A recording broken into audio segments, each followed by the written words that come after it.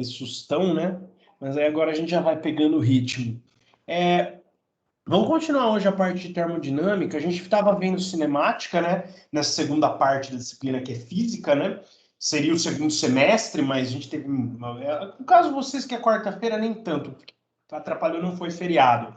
Foi mais começar 2 semanas depois, né? Então, às vezes eu fazia coisas a mais com vocês e mandava assíncrono para a Elete, porque o deles é de segunda-feira teve muito feriado. Tô gravando? Tô gravando. Então, quer dizer, foi aí bem corrido e agora, né, a gente já começou 2 semanas depois. Não, o aluno do primeiro ano vai começar 2 depois, para pegar e entender como é que é o remoto. E ainda agora cortaram o final. O que eu fiz? Eu cortei a parte de estática do ponto material e do corpo extenso. Por quê? Eu já vou falar dela para vocês o ano que vem em mecânica técnica. Provavelmente sou eu que vou continuar dando mecânica técnica e resistência dos materiais. Então eu falei, já que eu já vou falar, já que são as 2 primeiras semanas de aula, né? Porque eu dava e falava, caso seja outro professor, ele não fale disso, né? Eu já falo aqui, mas como eu vou falar o ano que vem, tirei essa parte e tirei a parte também de pressão, definição de pressão e densidade, porque são conceitos assim mais simples, que se você precisar deles na hora, você já define, tá? Nós vamos começar a falar de pressão, não sei se hoje ou se a aula que vem, porque a gente termina hoje calorimetria e aí vai entrar em equações dos gases e coisa e tal, tá? Até seria legal eu introduzir uma outra capa, tipo termodinâmica 2, gases, né? E aí a gente vai falar em gases e vai falar em primeira lei, da primeira, segunda, não sei se é a terceira também. Seria, assim, dividido em 3 partes. A gente viu cinemática, movimento retilíneo e movimento circular. Agora a gente vai ver aqui em calorimetria, em termodinâmica, calorimetria, gases e leis da termodinâmica, tá? Se vai encerrou. Vai dar tempo da gente ver, não sei nem se vai dar para ver tudo do que eu chamei de terceira parte, mas vamos que vamos, né? Vamos revisar. Semana passada a gente definiu capacidade térmica. Como eu falei, eu trouxe o slide, não fui relembrar a definição, mas é uma definição simples. Discutindo aqui com vocês, eu fui lembrando. Então, a capacidade térmica seria a quantidade de energia necessária para aumentar a temperatura de um corpo em 1 grau, tá? Estaria relacionada com isso. Então, se você dividir a quantidade de calor utilizada pela variação de temperatura, você obtém a capacidade térmica, que é basicamente isso, a quantidade de energia utilizada para aumentar a temperatura do corpo em 1 grau. Aumentar ou diminuir, tá? Variar a temperatura do corpo em 1 grau. Quando você faz essa divisão, é isso que você obtém. Bom, só que essa, como eu falei, é uma propriedade extensiva, que vai mudar. Se a amostra for grande, a capacidade térmica é grande. Se a amostra for pequena, a capacidade térmica é pequena. Se eu encher o copinho de pinga, mas eu estava tomando café, dá para ver aí no fundo que tá sujo. Se eu tiver só um golinho de café, ele esfria rápido, porque pouca massa. Então, pouca energia para variar a temperatura. Baixa capacidade térmica. Já se tiver cheio, sei lá, se eu pegar uma canecona dessa de café aqui, né, eu vou ter uma capacidade térmica maior, mais energia para variar 1 grau aqui do que para variar 1 grau aqui em um golinho. Então, quer dizer, depende do tamanho da amostra, é extensivo, extenso, depende de quanto se estende a amostra. Propriedade extensiva não é muito legal para a gente fazer análise. Então, a gente traz o calor específico, que a gente pode chamar ele também, né? Assim, nunca ouvi ninguém falando isso, mas juntando o que eu aprendi no ensino médio, disso aqui que eu aprendi na faculdade, propriedade extensiva e propriedade intensiva, podemos dizer que é a capacidade térmica intensiva.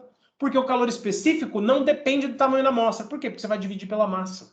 Então, assim como A era a quantidade de energia para variar a temperatura da sua amostra em 1 grau, aqui é a quantidade de energia necessária para variar em 1 grau 1 grama da sua amostra. Na verdade, 1 grama, né? Porque grama no feminino é gramado, grama no masculino é realmente a massa. 1 grama da sua amostra. Mas no popular a gente fala 1 grama, mesmo e boa, né? Então, quer dizer, calor específico, a quantidade de energia necessária para variar em 1 grau Celsius a temperatura de 1 grama do seu material. Significa que o calor específico é da substância. Você pode ter 100 gramas de água ou 1 grama de água, o calor específico é o mesmo. Por quê? Porque você vai dividir por 100, nas 100 gramas vai dar o mesmo número que 1 grama. tá? Então, essa é uma propriedade intensiva. Ela, vamos dizer assim, ela tem ela não é extensiva, ela não se estende junto com a matéria, ela é sempre o mesmo que você tenha uma quantidade de matéria maior, tá? E da definição aí, substituindo uma definição na outra, porque essa questão aí de 1 grama, então na verdade, o calor específico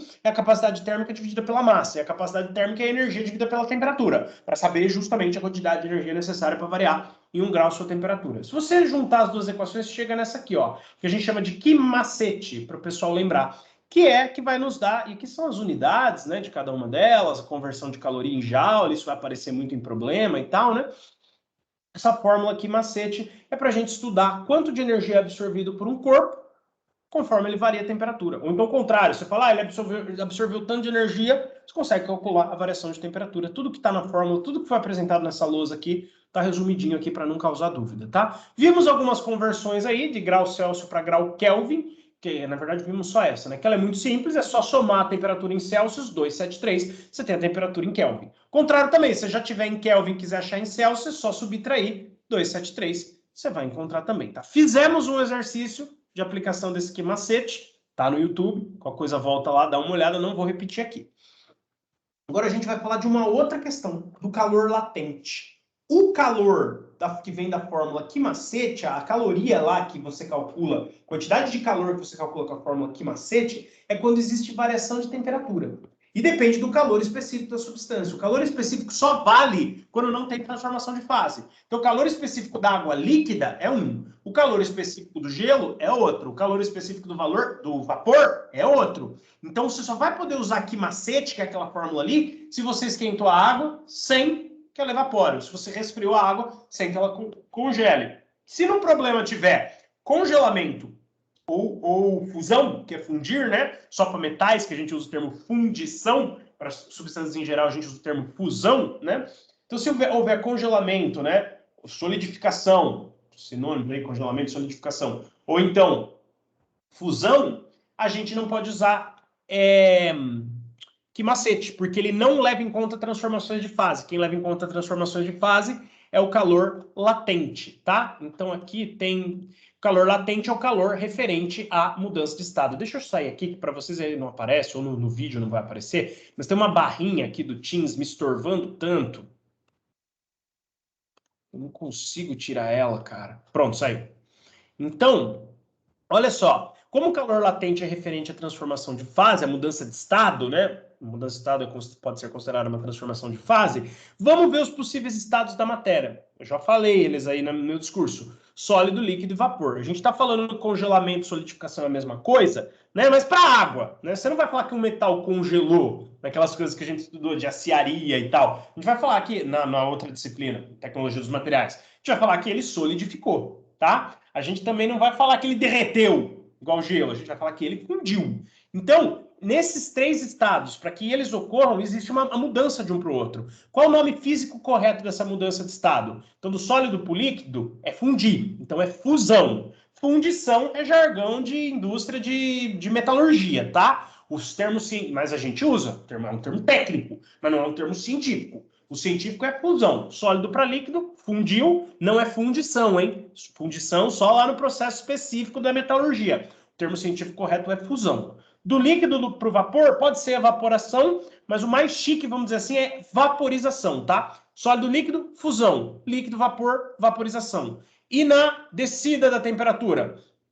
Vapor para líquido pode ser liquefação ou condensação. Condensação é mais comum, tá? Líquido para sólido, solidificação. Congelamento é um termo assim mais popular, porque a água virou gelo, né? Não vai falar que o metal congela, porque o metal não vira gelo, ele vira metal sólido, tá? Então, no aquecimento, fusão, sólido para líquido. Vaporização, líquido para vapor. No resfriamento, vapor para líquido, condensação. Líquido para sólido, solidificação. Esses são os termos corretos. Então, você vai ter um calor latente para cada substância. Você vai ter o calor latente de fusão, o calor latente de vaporização. Geralmente, de vaporização coincide, não que coincide, porque aí depende se é aquecimento ou resfriamento. Não vou falar bobeira, tá? Vamos pensar, vai que muda aí de uma substância para outra.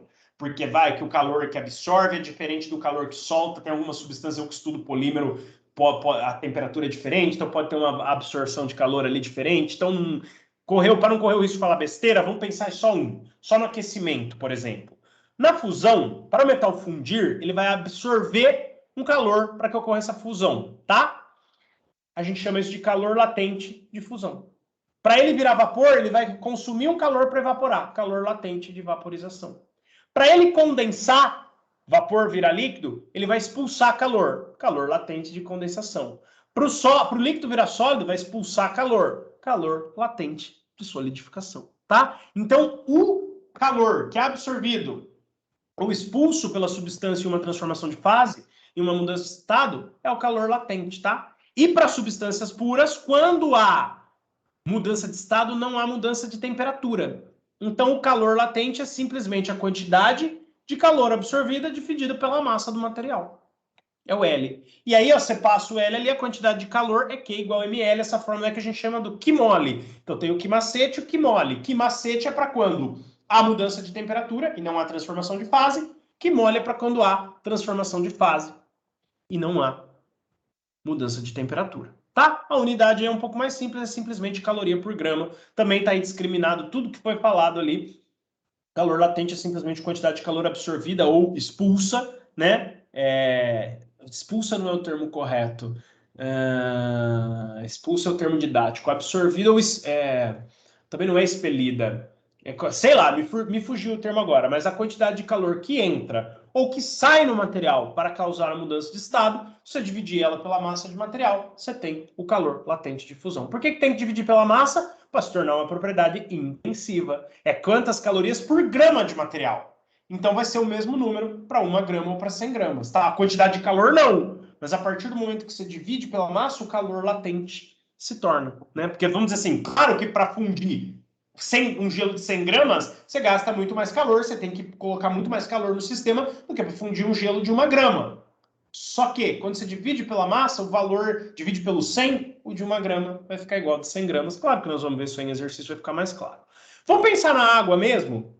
Deixa eu lembrar só se a lógica é no aquecimento da água, tá? Vai que eu montei diferente, eu olhei essa apresentação semana passada, né? E como ela já estava pronta, essa semana eu não olhei. Vai que era o resfriamento, eu começo a explicar o aquecimento. Vamos pensar no aquecimento da água. Eu já deixei marcadas duas temperaturas que vai acontecer transformação de fase na água, que é o 0 grau e os 100 graus, tá? Imagina então que você tem um gelo, você acabou de tirar da geladeira, ele está numa temperatura negativa, menos 20, ó. Puta numa geladeira, é um puta num congelador, na verdade. Tá aqui, menos 20, menos 10, tanto faz quanto você quiser. Na verdade, pelo tamanho da escala, seria o menos 100 aqui embaixo, mas não é possível. Você vai sair de uma temperatura negativa e vai aquecer a sua amostra de água. Veja que está tendo mudança de temperatura, mas você sabe quando que a água vai começar a derreter. Você sabe quando ela congela. A água pura é 0 grau. Então, ela também começa a derreter no 0 grau, tá? Substância pura, se souber o congelamento, você sabe a fusão. Não sei se você souber a solidificação, olha lá, o que tá junto ali. Substância pura, se você souber a fusão, você sabe a solidificação. Substância pura, se você souber a vaporização, sabe a condensação. A temperatura, tá? O calor, aí nós vamos ver nos exercícios. Então, comecei a esquentar minha água. Ela foi do menos 20, menos 30, sei lá, para o 0 grau. Essa reta representa, ao longo do tempo, ó, veja que no eixo X é o tempo de aquecimento, e o eixo Y é a temperatura em graus Celsius. Então, durante algum tempo, que não me interessa quanto é, eu tive uma variação de temperatura, um aumento de temperatura. Chegou no 0 grau. No 0 grau, meu gelo começa a derreter. Então, o que acontece? O tempo passa, ó, e a temperatura não varia. Tá vendo? A temperatura não varia. A energia que aquele gelo derretendo e se tornando água ao longo desse tempo recebe, aumenta. Claro, tá entrando calor nesse gelo para ele virar água, mas enquanto o gelo e a água coexistem, a temperatura não aumenta. Só depois que derreteu todo o gelo que eu começo a aquecer a água. E se eu aquecer a água até os meus 100 graus, começa a ebulição, começa a formar bolha. Se a água estiver realmente pura, enquanto coexiste bolha, água e vapor, não há aquecimento. Vejam que no 0 grau, quando o gelo está derretendo, e no 100 graus, que o líquido está virando vapor, o tempo passa sem a temperatura mudar. É claro que enquanto o tempo está passando, está absorvendo calor. Então, passou tempo, absorveu calor. Ó, aqui está aquecendo, está passando tempo, absorvendo calor para aquecer. Aqui passou tempo, está absorvendo calor para fundir, mas não para aquecer. Ó, a temperatura não muda. Aqui passou tempo, absorvendo calor para aquecer. Aqui está passando tempo, mas absorvendo calor para evaporar. Tá? Acabou de evaporar, eu consigo aquecer mais o meu vapor acima de 100 graus, tá? mas só vapor. Então é isso, enquanto o gelo está virando água e a água está virando vapor, não há mudança de temperatura, porque a água é uma substância pura. E esse gráfico vale para qualquer substância pura, tá? Vão mudar as temperaturas, obviamente, mas a ideia é essa. Quando a temperatura varia com o tempo, todo o calor que está entrando naquela amostra está sendo utilizado para aquecer, tá? Quando a temperatura não muda, todo o calor que entra naquela amostra está sendo utilizado para mudar de estado. Então, quando há mudança de estado, não há mudança de temperatura. Quando há mudança de temperatura, não há mudança de estado. Acho que esse gráfico deixa isso bem claro. Isso para substâncias puras, tá? Para misturas, essa questão muda um pouquinho. Agora, vamos dar um exemplo aí, para eu fazer um gancho com a minha outra disciplina. Se eu tivesse uma mistura, que por algum motivo, que a mistura, se eu fizer o gráfico da mistura, ela vai ser assim, ó. Tá? Você vai ter aqui, a reta vai subir, vai chegar, não é necessariamente no zero, mas vamos dizer que tá, seja no zero também, só para facilitar a lógica. Você vai ter numa mistura, você tem mudança de estado e de temperatura ao mesmo tempo. Então você tem aqui, ó, uma retinha, não tá mudando de estado, pode variar um pouco menos a temperatura, porque tem que aproveitar uma parte da energia para fundir, só que ela varia também. Ó, veja que o gráfico da mistura, infelizmente eu não trouxe pronto, estou fazendo só essa primeira parte aqui, para ficar mais claro aí para vocês. Aqui é uma retinha crescente, normal, igual. Aí depois que aqui a terceira retinha acabou de fundir, é uma retinha crescente igual. E aqui no meio é uma retinha um pouco menos crescente que as outras duas, mas ela não é parada, ela não é zero. Existe alguma mudança de temperatura junto com a transformação de fase. Eu não sei se vocês lembram de um desenho mais ou menos assim, ó, que falava de ligas metálicas, que eu falei que você pode comparar com o coelhinho ou então com o Pikachu, que era o diagrama de fase. Ele tinha aí as substâncias puras, que eram os extremos aqui, ó, aqui e aqui, onde você tinha, então, aqui era líquido, aqui coexistia duas fases sólidas, aqui uma única fase sólida, aqui uma única fase sólida, aqui a fase sólida do lado esquerdo mais líquido, aqui a fase sólida do lado direito mais líquido. Lembra desse desenhinho? Acho que vocês lembram, né? Pá, André, eu não entendi nada desse desenho. Bom, mas você lembra que eu fiz, né?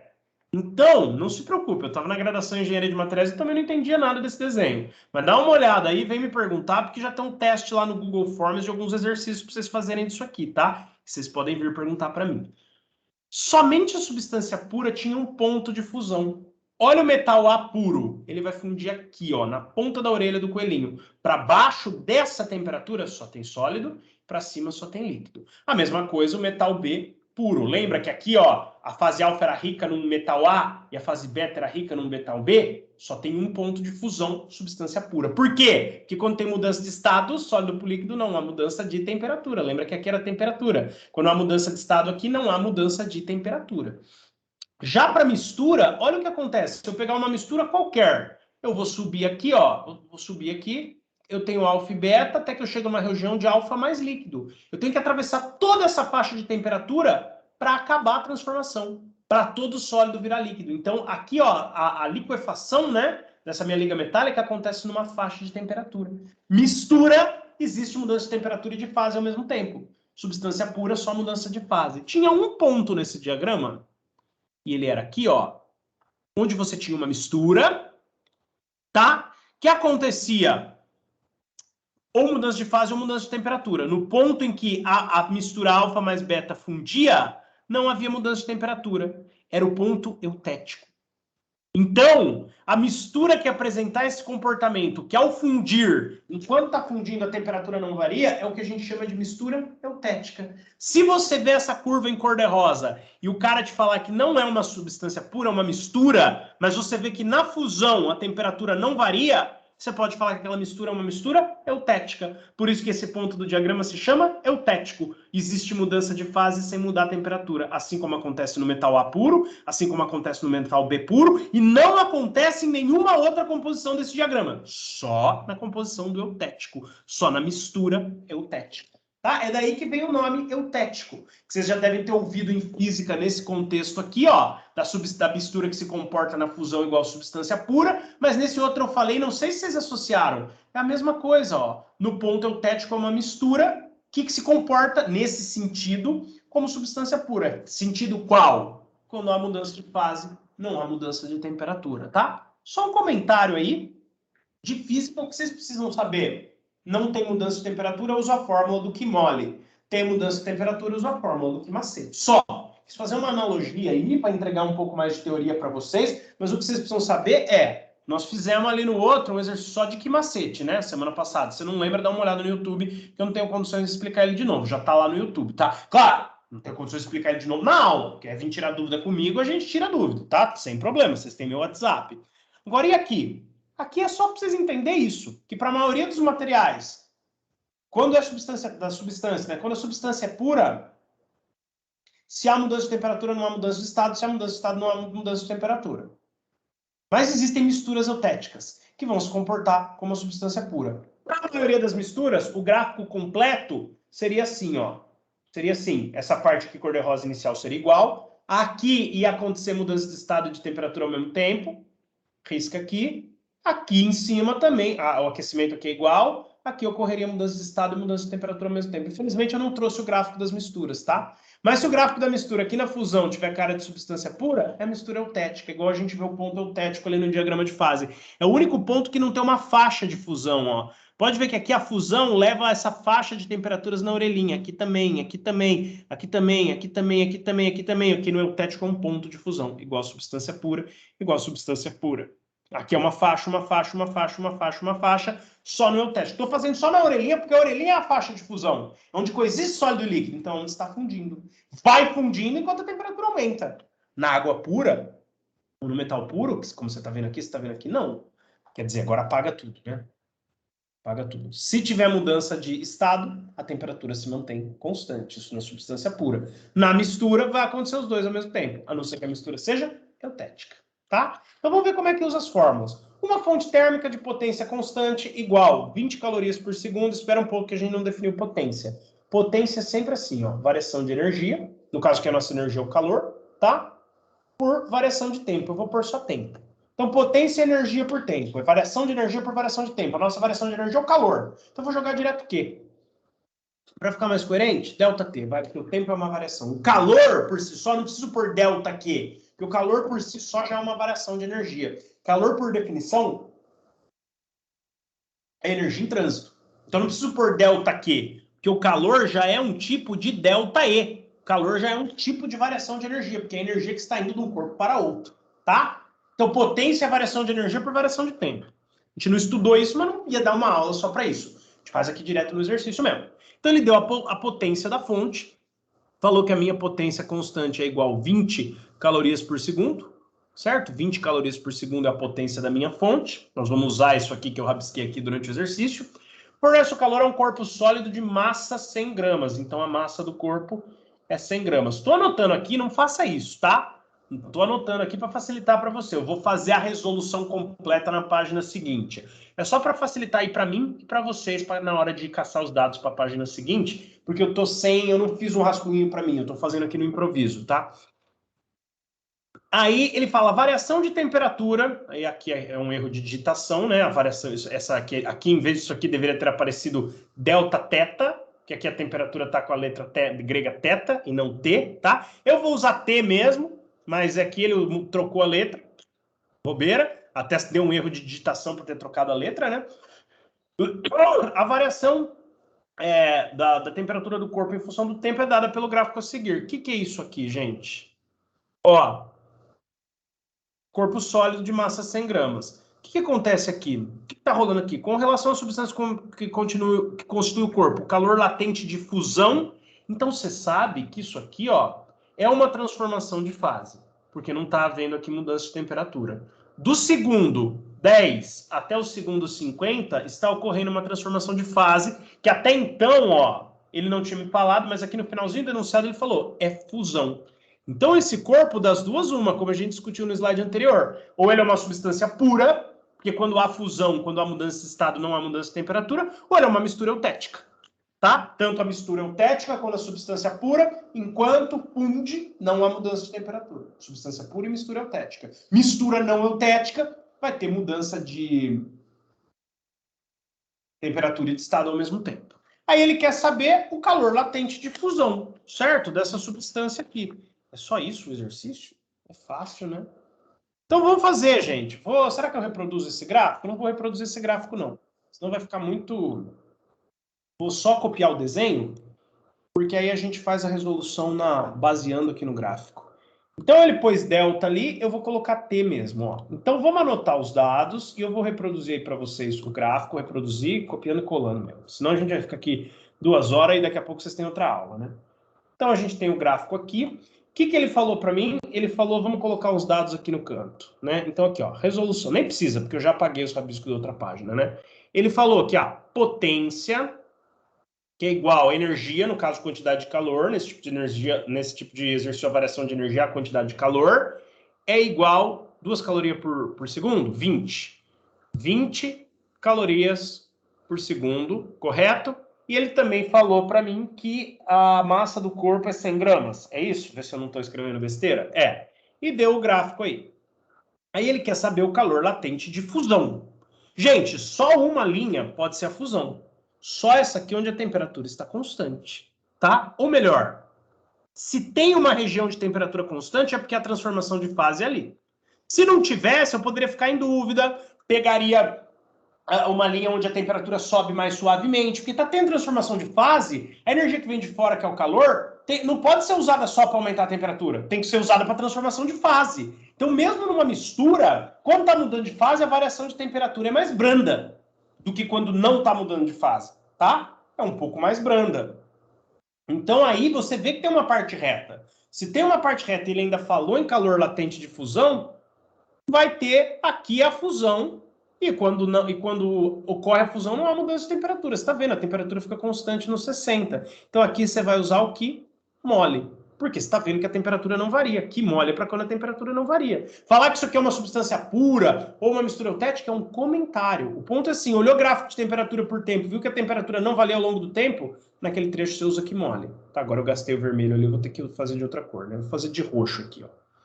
Aqui você tem variação de temperatura e, pelo jeito, não tem mudança de fase. Porque tem uma parte constante ali, então a mudança de fase está na parte constante. Nessa parte que é constante, se você precisasse equacionar, você usaria o que macete. Tá? Então, que mole quando a temperatura é constante. Que macete quando a temperatura varia. Tá? É isso. A teoria dessa parte de calorimetria, que é o nosso início, é essa. Não ia começar por um troço que assustasse vocês, né? Então, o que a gente tem que descobrir? A gente vai usar aqui mole, porque ele quer o calor latente de fusão, correto? Então, vai ficar meio apertadinho se eu fizer ali, então eu vou fazer aqui embaixo dos dados, ó. Vou separar, vou fazer aqui embaixo dos dados. Você vai usar aqui mole. O que você já tem no seu que mole? Q igual ml. Calor latente de fusão é o que ele quer. A massa ele já te deu, 100 gramas. Então, 100 gramas vezes o calor latente de fusão que você está calculando, você precisaria ter o quê? E aí, você tem o quê? Não. Mas ele te deu potência. Potência Q sobre ΔT. Não falei isso na teoria de calorimetria, mas falei rapidinho ali. E fica feito aqui, ó. Pra você lembrar, potência vai ser sempre variação de energia por variação de tempo. Nessa disciplina aqui, a variação de energia já é o calor, porque o calor é energia em trânsito. Você não vai por ΔQ, porque Q já é uma energia que está entrando num corpo e saindo do outro. Já é um ΔE. Q já é uma variação de energia. E potência é sempre variação de energia por variação de tempo. Bom, você sabe que isso daqui é 20. E você sabe o tempo de transformação. Sei, só olhar no gráfico, ó. Tá em segundos aqui. Do segundo 10 até o segundo 50 é a minha variação de tempo. Quantos segundos passaram? 40 segundos. Como que se obtém isso, caso fossem números mais quebrados? Tempo final menos tempo inicial dá os 40 segundos que você faz de cabeça do 10 até 50. Quando a gente teve avaliação oral, eu notei isso aí. Às vezes eu pedi para o pessoal calcular umas medidas de distância, por exemplo, do 10 ao 50, o pessoal falava, quanto que mede aí a distância do 10 até o 50? Na hora, 40. E que conta se faz para obter isso? Não sei. Porque mentalmente a conta que a gente faz é assim, 10. Quanto que eu tenho que somar para dar 50? 40. Isso é o que a gente faz mentalmente, até para conferir troco. Mas toda variação é uma conta de menos, final menos inicial. Então, quando você vai comprar um negócio de 10 reais com uma nota de 50, 50 é o dinheiro total, é o final. Final menos inicial, 50 menos 10, 40. Mas a gente não faz conta assim no dia a dia. A gente fala, puta, 10, para chegar em 50 falta quanto? Mas esse para chegar falta quanto é justamente o menos, o maior menos o menor, tá? É a variação aí de tempo, só uma curiosidadezinha. Então ele te deu. Ele não te deu diretamente a quantidade de calor, mas ele te deu a potência em caloria por segundo. E você pode tirar o tempo ali, ó, que de 10 até 50 passaram-se 40 segundos. Substitui aqui, ó, na equação de potência, que é Q sobre ΔT a potência, substitui o tempo de 40 segundos. Você achou a quantidade de calor que foi irradiada aí. Foi irradiada não, né? Porque isso parece que é luz. Que entrou no seu corpo durante a fusão. Olha, é só passar o 40 multiplicando 20. 20 vezes 40 dá 800, certo? Então o seu corpo, para fazer a fusão durante esses 40 segundos, ele recebeu 800 calorias. Como é que você sabe, André? Uai, a potência não é 20? A potência é 20. Potência não é energia, no caso aqui a caloria, a quantidade de calor por tempo. Não se passaram 40 segundos, só olhar no gráfico, substitui o 40 ali, calculo o quê? Tá, como a potência era 20, como o seu corpo recebia a cada 1 segundo 20 calorias, e ele ficou nessa por 40 segundos, é só multiplicar. Se 1 segundo é 20, se passou 40, vai ser 40 vezes o que aconteceu em um segundo. 40 vezes 20, que dá 800. Então, ao longo desse tempo, seu corpo entraram nele 800 calorias. Você tem agora a quantidade de calor, você tem a massa, você consegue calcular o calor latente de fusão. É só passar o 100 dividindo 800 e isolar o L. Consequentemente, acabou o exercício, né? 800 por 100 dá 8. Então, o calor latente de fusão é 8 calorias por grama. Certo? Essa unidade de calor latente é. Então, só para ficar claro aí, gente, a sequência de passos que eu fui fazendo no cantinho, se você for pensar bem, ó, esse aqui é o passo 1. Ver a potência da fonte, o tempo, e aí calcular a quantidade de calor. Para depois jogar no Q-mole, que era ali no meio. Eu fui fazendo aí. Primeiro eu fiz e falei, opa, enrosquei no quê? Só para vocês entenderem melhor o raciocínio. Mas o passo a passo mesmo do exercício é primeiro calcular o quê e depois substituir no Q-mole. Aqui é teoria, tá? Então separadinho, porque é teoria que não faz parte dessa matéria, mas tive que falar. E aqui são os dados no enunciado, tá? E aí você tem 2 etapas nesse exercício. Claro, sua V tem 3, né? Primeiro você tem que analisar o gráfico. Mas o 1 que é achar a quantidade de calor e o 2 que é substituir no Q-mole para achar o calor latente de fusão. Tá aí, eu já tinha deixado marcado para depois poder conferir, né? É a alternativa C, 8 calorias por grama, o calor latente de fusão dessa substância que tem esse gráfico aí, tá? Só para vocês não ficarem em dúvida depois, eu troquei aqui a variável, ó, eu não usei a letra θ para temperatura, eu usei T mesmo, tá? Que é mais tradicional aí. Mas se vocês virem θ em algum lugar, e nesse contexto, se tiver em graus Celsius, vocês já sabem que é temperatura. Tá bom? Beleza? Fizemos exercício aí de calorimetria, vamos fazer outros. Hoje vamos ver equação geral dos gases. Não tem animação nesse troço aí? Que droga, hein? Não, vamos explicar isso assim, não. Tipo, zoado, sabe? Ou então, provavelmente, é porque eu fiz de uma outra forma, né? De uma outra forma. Tá. Vamos ver como é que eu vou explicar isso aí. Você tinha 3 caras lá. Você tinha o Charles, o Gay-Lussac e o Boyle. Cada um deles se dedicou a estudos aí de recipientes onde não variavam a massa. Não lembro qual fez o quê, tá? Não fui também atrás da história disso daí e tal, né? Hoje é o dia que eu tenho aula com a engenharia, então eu só olhei se eu sabia o assunto e, né, tô postando as atividades de vocês. Vocês devem ter visto, já postei tecnologia dos materiais, até amanhã no máximo a de física também tá lá, porque o nosso semestre está corrido. O Charles, o Gay-Lussac, o Boyle, eles fizeram descobertas simultâneas. Um estudou a pressão constante, como eu falei, não lembro qual dos 3, um recipiente onde não variava a massa, então ele viu a relação entre volume e temperatura. O outro estudou a volume constante, então ele viu a relação entre pressão e temperatura. E o outro estudou a temperatura constante, então ele viu a relação entre pressão e volume. No fim da história, esses 3 caras aí, juntando os estudos deles, o Charles, o Boyle e o Gay-Lussac, o pessoal percebeu que para um recipiente fechado, né, que não variava de massa, e não variava a massa, porque o recipiente estava fechado, com um gás ideal dentro, se você multiplicasse a pressão pelo volume dividido pela temperatura, dava sempre uma constante. Um dos 3 caras, como eu falei, não lembro qual fez o quê, o que o Charles fez, o que o Boyle fez, o que o Gay-Lussac fez, mas um estudou a pressão constante, outro a volume constante e outra a temperatura constante. Como ele travava uma das 3 variáveis, viravam 2. E juntando os estudos deles, a galera percebeu que para um recipiente fechado com gás ideal, essa relação aqui é uma constante. Nós vamos ver isso aplicado num exercício, tá? Então, o que a gente pode dizer? Que se eu tiver uma situação inicial onde variou a pressão, então eu tinha uma pressão inicial, que ela vai aumentar. Também variou o volume, então eu tinha um volume inicial. Ele vai aumentar, não, né? Aumentar, não sei se vai aumentar ou diminuir, tem que fazer a conta para ver. Então eu tinha uma pressão inicial, P0, ela vai variar, aumentar ou diminuir. Eu tinha um volume inicial, V0, então ele vai variar, aumentar ou diminuir. E eu tinha uma temperatura inicial, T0, que também vai variar, vamos supor que os três vão variar, aumentar ou diminuir. Antes da variação, o PV dividido por T dá o mesmo valor que depois da variação. Então, se eu pegar a pressão inicial, multiplicar pelo volume inicial e dividir o produto pela temperatura inicial, vai dar o mesmo resultado que se eu pegar a pressão final, multiplicar pelo volume final e dividir pela temperatura final. Como é que é possível, André? Porque as três coisas são dependentes entre si. Uma depende da outra. A variação do volume vai depender da variação dos outros dois. A da pressão vai depender da variação dos outros dois. A da temperatura vai depender da variação dos outros dois. Então, essa coisa, PV sobre T, é uma constante. Uma varia, elas não variam de maneira independente, senão não seria uma constante. A variação de uma depende da outra. Então, sempre que eu fizer PV dividido por T, vai dar uma constante, seja na situação inicial, ou seja na situação que eu variei uma das três, que automaticamente as outras duas vão variar também, de modo a manter constante essa relação P vezes V dividido por T. Tá? Não lembro se foi assim que eu fiz o ano passado, eu vi que estava um slide muito sem graça ali, sem animação, então vamos improvisar aqui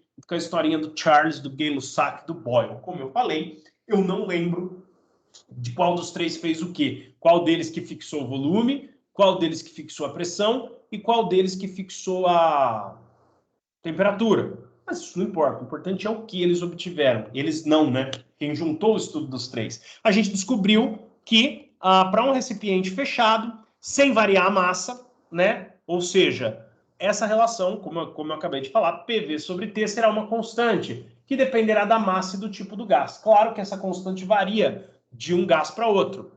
E depende quanto de gás tem ali no recipiente, certo? Mas se for na verdade, né, que eu falei que isso aí nem valia só para os gases ideais. Para os gases ideais, a gente vai ter uma dada constante ali que a gente vai ver daqui a pouco, num negócio que chama equação de Clapeyron. Mas por enquanto, não. Para um gás num recipiente fechado onde a massa não varia, P vezes T, P vezes V, perdão, dividido por T é sempre uma constante, tá? Então, vai depender do tipo de gás que está dentro desse... quer dizer, vamos dizer assim, ó, deixa eu explicar isso melhor. Você vai ter um gás A dentro de um recipiente fechado e você vai ter em outra situação um gás B dentro de outro recipiente fechado. Vou fazer uns pontinhos aqui para falar que o gás B é diferente, tá? Para o gás A, o PV sobre T é uma constante. Ele vai dar um valor. Vamos dizer, bem criativo, só que não, X, tá? Para o gás B, PV sobre T também dá uma constante. Bem criativo também, Y. Não importa como você varia um desses três, os outros dois vão variar de um modo que essa relação sempre dê X para o gás A. Para o gás B, como é outro gás, vai dar outro valor, mas sempre vai dar um Y. Sempre vai dar uma constante. Claro que essa constante varia de gás para gás, mas trancou o gás num recipiente que não varia a massa, PV sobre T dá sempre uma constante. Então, se eu variar um dos três, os outros dois variam de modo corrigido. Tá? Para quê? Para o gás A, PV sobre T dá sempre X, e para o gás B, PV sobre T dá sempre Y. X e Y entre si são diferentes, porque dependem do gás. Um tem gás A, no outro tem gás B. Mas, estando um gás fechado, PV sobre T é sempre uma constante, que depende da quantidade de gás que está lá dentro e do tipo de gás que está lá dentro. Tá? É isso que está falando aí. Aí a gente tem a equação que a gente já apresentou, a gente chama ela aí para vocês lembrarem de PV-Povotó. A gente põe a situação inicial, acho que foi ao contrário do que eu fiz na explicação, já apaguei. Né? Acho que eu pus as iniciais antes, faz mais sentido no raciocínio, mas para vocês decorarem a fórmula, a gente escreve assim, escreve PVT-Povotó. Poderia ser Povotó-PVT também, né? Mas PVT-Povotó é mais fácil de lembrar. O pessoal faz musiquinha e tal, não lembro de nenhuma musiquinha com isso agora. Mas enfim, aí tá aqui o que significa cada coisa no PVT-Povotó. Pressão é P minúsculo, hein? Pressão é P minúsculo. Peso que a gente representa com P maiúsculo. Volume é V maiúsculo, temperatura é T maiúsculo também, na maioria dos casos, tá bom? E aí, encerrando a teoria. Vamos aplicar num exercício, porque isso aqui não tem muito segredo, essa que é a verdade. Então, vamos lá. Pequeno recipiente de gás tem 5 litros de volume a temperatura de 27 graus. Opa, então vamos lá. Ah, agora tem uma coisa muito importante que eu não sei se tem que fazer ou não. Eu não lembro, pessoal. Peço até desculpas que eu esqueci de olhar isso aí. Se a gente tem que converter isso aqui para grau Kelvin. Eu acho que tem que converter a temperatura em Kelvin, hein? Porque se eu somar 273, não vai ficar linear. Então, por acaso, vamos converter a temperatura em Kelvin. Tem que converter. Agora eu lembrei de eu apagando isso aqui enquanto eu preparava a aula. Mas por raciocínio, eu já imaginaria que teria que converter em Kelvin. Na dúvida, gente, física, MKS, tá? Metro, quilograma, segundo. Ah, mas aí é outra matéria, André. Tá. Mas o mais utilizado é grau Kelvin. Então, mete tudo em grau Kelvin. Tá bom? O ideal seria converter o volume em metro cúbico também. Pra você garantir que não vai ter erro. Mas o volume não precisa, porque a relação entre litro e metro cúbico é linear, tá? Se dá para você obter por regra de 3, então não precisa. A pressão ATM para Pascal também dá para obter por regra de 3, então também não precisa. A temperatura que é complicado, porque como a gente viu ali, ó, você não vai obter por regra de 3, é uma soma, simplesmente você vai somar 273. Então, você sair fazendo divisão com isso aí, que você não obtém, você não transforma um grau Kelvin em um grau Celsius por regra de 3. Mas quando você fizer divisão, vai dar pau. Então tem que estar em grau Kelvin, tá? Peço até desculpa que eu deu bobeira em mim no comecinho. Então vamos anotar os dados aqui. O volume inicial no seu recipiente é 5 litros, tá? Litro é L maiúsculo, ele pôs ali em L minúsculo, ok, mas o usual é L maiúsculo, tá? A temperatura inicial é de 27 graus Celsius, que se eu somar aqui o 273, eu já vou tirar a temperatura em Kelvin, tá? Isso aqui vai dar 300 Kelvin redondo, tá? Porque ele já deu de propósito 27 graus para dar 300 redondo. Certo? Se ele desse 25, que é a temperatura ambiente, daria 298, número quebrado, isso é vestibular, não pode usar calculadora, tá? Pressão inicial, 12 atm. Como eu falei ali, tudo que der para converter por regra de 3, você não precisa necessariamente converter as unidades. Pressão ATM para Pascal, que seria o sistema internacional, né? Que está Newton por metro quadrado, que seria o sistema internacional Pascal, você transforma ATM em Pascal por regra de 3. Litro para metro cúbico, lembra? MKS, metro quilograma segundo. Litro para metro cúbico, também transforma em regra de 3. Então, quando você fizer a divisão, vai dar no mesmo nele, você não precisa mexer. Agora, essa bendita dessa transformação em grau Kelvin, que é só somar uma constante, não é por regra de 3, ela vai dar pau. Então, ela você tem que transformar. Tá bom? Converter a unidade antes de fazer o exercício. Então, esses são os dados iniciais. O recipiente, a princípio, ele tem volume, uma temperatura e uma pressão. Resfriando-se o recipiente até a temperatura de menos 23, então aqui ele já te dá a temperatura final em Celsius, menos 23, mas eu não vou deixar em Celsius, eu vou converter em Kelvin, ou seja, já somar com 273, isso aqui vai dar 250, certo, pessoal? É isso? Menos 23, mais 273, se eu não errei na conta, 3 cancela com 3, 250. Kelvin. Kelvin é K maiúsculo, hein? Não é K minúsculo, não. Eu tô fazendo um K aí que tá com cara de minúsculo. Kelvin é K maiúsculo, tá? E Kelvin não tem bolinha. Grau Celsius tem bolinha. Bolinha C. O Kelvin não tem bolinha, hein? Porque ele tem uma escala aí absoluta. Então, não, você até pode falar graus Kelvin, mas o ideal... Ah, tá ali a bolinha do Celsius no enunciado. O ideal é falar Kelvin, 300 Kelvin de temperatura, 250 Kelvin de temperatura. Mas o pessoal fala graus Kelvin também, não tem problema também não, tá? Então, 250 Kelvin de temperatura, que foi ele resfriou, de 300 Kelvin para 250 Kelvin, desprezando a variação externa de seu volume, qual será a pressão final em ATM do gás? Gente, ele está falando que não variou o volume, certo? Então, o volume final aqui seria 5 litros também, tá? Ou simplesmente o volume final é igual ao volume inicial. A gente poderia fazer já cortada a relação o volume, tá? De uma vez. Mas como vocês estão vendo a fórmula aí pela primeira vez e tal, vamos fazer direitinho. Então, a fórmula é PVT Povotó. PVT Povotó, certo? Dados finais aqui desse lado. Pressão final, que é o que eu quero calcular. Certo? O volume ele mandou desprezar a variação, certo? Então, você vai manter o volume constante, era 5, eu vou pôr o 5 aqui mesmo. A temperatura final foi 250 e aqui desse lado você tinha a pressão inicial, que era 12, o volume inicial, que era 5, e a temperatura inicial, que era 300, tá? Você poderia, pessoal, já ter cortado o volume direto aqui nessa, ó. Cortou V com V, porque V0 são iguais. Mas eu não quis, eu quis substituir. De qualquer maneira, cortei aqui, tá? Agora a gente tem que resolver essa conta. Vocês têm calculadora, né? Não tem erro nenhum. E eu não deixei um rascunho pronto. Então aqui eu vou apanhar um pouquinho para resolver aí ao vivo e a cores. Mas vamos lá. Vou passar o 250 que está embaixo do P multiplicando 12. Então vai ficar 12 vezes 250 dividido aí por 300. Já vou cortar, ó. Bom que vocês me acompanham o meu cálculo. O zero do 250 com o zero do 300. Pode fazer isso, André? Pode, é uma fração, não tem nenhum mais, nenhum menos no meio. Só tem multiplicação embaixo e está dividindo essa multiplicação por um número. Então você vai poder fazer um monte de simplificação aqui, tá? 12 e 30, ambos são múltiplos de 6. Então, vou dividir aqui por 6, o 12 vai dar 2. Vou dividir aqui por 6, o 30 vai dar 5. Para não poluir muito, eu vou copiar essas duas simplificações que eu fiz, os números que ficaram. Não precisaria, tá? Mas só para vocês olharem isso aqui depois e entenderem o que eu fiz. Eu vou copiar esses dados aqui da seguinte forma, ó. O 12 virou um 2, o 250 com a simplificação virou um 25, e ali embaixo eu tenho um 5. Então tá fácil, né? 25 dividido por 5, posso simplificar aqui. Por 5 dá 1, por 5 dá 5. 2 vezes 5, 10. Então a minha pressão aí, ó, a minha pressão aí vai dar em ATM, porque eu mantive as pressões em ATM, só cuidado com a temperatura, né? O volume em litros, vai dar aí 10, né? 2 vezes 5, 10 ATM. Tá? Então, essa é a minha pressão. Isso aqui está na minha alternativa C. Acabou o exercício. Morreu aqui, tá? Morreu aqui.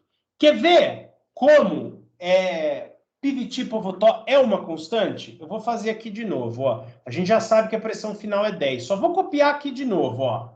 PVT. Já vou liberar vocês também. Povotó. Certo? Olha só. Situação inicial. Pressão 12. Volume, 5. Temperatura, 300. A gente fez na página anterior a temperatura. Situação final. Tá certo? Aqui eu inverti final com inicial, né? Então, por favor, vou seguir uma lógica aí para não deixar vocês malucos, né? Então, situação aí inicial. Temperatura que a gente fez na página anterior. Temperatura que a gente fez na página anterior, 300.